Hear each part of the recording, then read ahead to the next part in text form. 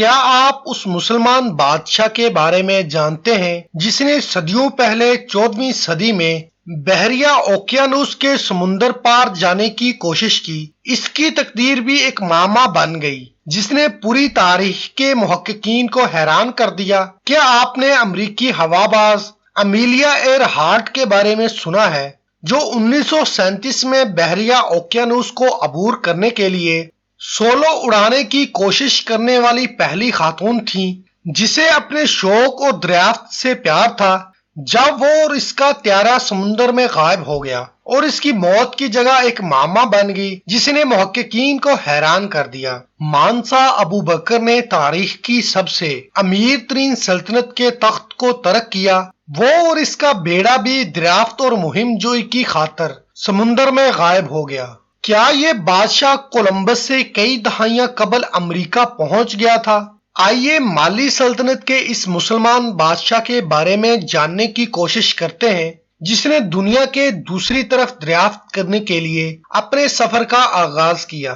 مانسا ابو بکر یا ابو بکر مانسا مغربی افریقہ میں مالی کی ایک بہت بڑی سلطنت کا 14ویں صدی میں ایک حکمران تھا۔ لفظ مانسا کا مطلب بادشاہ، شہنشاہ یا سلطان ہے۔ اس دور میں مالی اپنی خوشحالی اور طاقت کے عروج پر ایک متمول سلطنت تھا، اور کچھ محققین کا خیال ہے کہ یہ تمام سلطنتوں میں سے سب سے زیادہ طاقتور، دولت مند اور سب سے بڑی تھی، چونکہ یہ خطہ اب بھی سونے کی دولت سے مالا مال ہے، جو ابو بکر کے جانشین کے بارے میں بتائی گئی کہانیوں میں مضبوطی سے موجود ہے، جس کا نام مانسا موسیٰ تھا، جس نے اپنے حج کے سفر کے دوران مصر سے لے کر مکہ مکرمہ تک سونے کا بے دریغ استعمال کیا تھا۔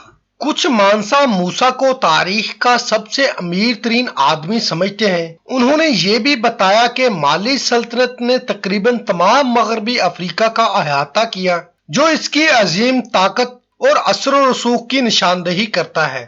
جہاں تک بادشاہ مانسا ابو بکر کی بات ہے، اگرچہ ہمیں ان کی زندگی اور حکمرانی کے بارے میں زیادہ معلومات نہیں ہیں، مورخین اور محققین ان کی تعریف بلند نظر بادشاہ کے طور پر کرتے ہیں جس نے اپنے تخت کو ترک کر دیا اور دریافت تحقیق کے لیے بحریہ اوقیانوس کا سفر کرنے کے لیے نکلا۔ اپنی سلطنت کے ساحل پر چلتے ہوئے ابو بکر ہمیشہ بحریہ اوقیانوس کو عبور کرنے کے بارے میں سوچا کرتا تھا کہ آیا اس کا دوسرا کنارہ ہے۔ شامی مورخ شہاب الدین احمد ابن فداء اللہ العماری انسائکلوپیڈیا کی کتاب مسالک الابصار فی ممالک الامصار کے مصنف نے بتایا ہے کہ اس نے قاہرہ میں ابو بکر کے جانشین مانسا موسیٰ سے ملاقات کی۔ العمری ہمیں ابو بکر مانسا کے اختیار کے بارے میں بتاتے ہیں۔ اس کے بعد مانسا موسیٰ نے اسے اپنی کہانی سنائی۔ ابو بکر نے مردوں سے بھرے 200 جہاز تیار کیے اور اسی تعداد میں سونے، پانی اور سالوں سے بحریہ اوقیانوس کے دوسرے کنارے کو تلاش کرنے کے لیے کافی رزق موجود تھا۔ جہاز رخصت ہوئے اور ایک طویل وقت گزر گیا اس سے پہلے کہ کوئی بھی یا کوئی جہاز اس مہم سے واپس آ جائے۔ پھر ایک جہاز واپس آیا اور اس کے کپتان نے ابو بکر کو بتایا کہ جہاز چلاتے وقت سمندر میں جہازوں کو ایک مضبوط کرنٹ کا سامنا کرنا پڑا۔ اس کرنٹ نے جہازوں کو اپنی طرف کھینچنا شروع کر دیا، یہاں تک کہ سمندر نے جہازوں کو نگل لیا۔ بحری جہاز جنہوں نے آگے بڑھنے کی کوشش کی اور اس میں غائب ہو گئے۔ صرف ایک جہاز بچا جو اس جگہ نہیں پہنچا تھا، وہ کپتان کا جہاز تھا۔ اس واقعے کے بعد ابو بکر کی سمندر سے آگے کی تلاش کی خواہش محدود نہ ہو سکی، لیکن اس بار اس نے 2000 بحری جہاز، 1000 بحری جہاز اپنے اور اپنے ساتھ لے جانے والے آدمیوں کے لیے اور 1000 دوسرے بحری جہاز پانی، خوراک اور رسد کے لیے تیار کیے۔ مالیاتی محقق گوسو ڈیوارا کے مطابق ابو بکر دوئم کی داستان کے عنوان سے اپنی کتاب میں انہوں نے کہا کہ اس نے اپنے بھتیجے مانسا موسیٰ کو اپنی طرف سے کام کرنے کے لیے چھوڑ دیا اور تخت ترک کر دیا اور بحریہ اوقیانوس میں اپنے آدمیوں کے ساتھ سفر کیا۔ یہ آخری بار تھا جب موسیٰ نے اپنے چچا ابو بکر کو دیکھا یا اس کے بارے میں سنا تھا۔ اس طرح مانسا موسیٰ مالی کی وسیع سلطنت کا بادشاہ بن گیا جو بعد میں تاریخ کا اب تک کا سب سے امیر آدمی بنا۔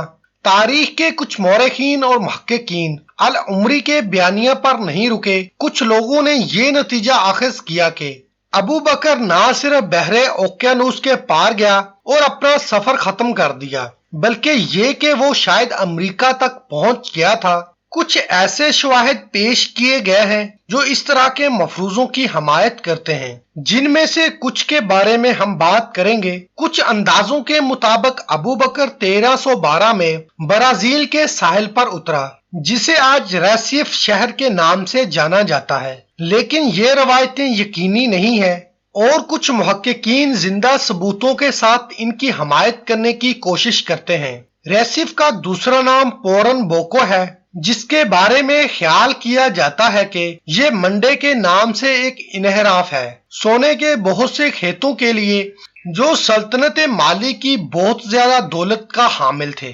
نیز پرانے نقشوں پر کچھ جگہوں کے نام بتاتے ہیں کہ ابو بکر اور اس کے آدمی نیو ورلڈ یعنی امریکہ تک پہنچ چکے تھے۔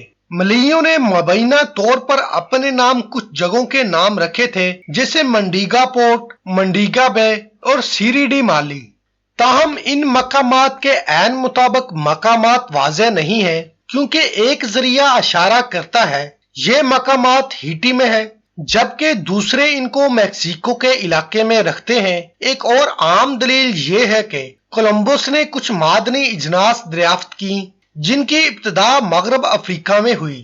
جب وہ امریکہ پہنچے، ایک ذریعے کا خیال ہے کہ کولمبس نے خود بیان کیا ہے کہ اس نے مغربی افریقی نژاد دھاتی سامان مقامی امریکیوں سے حاصل کیا تھا۔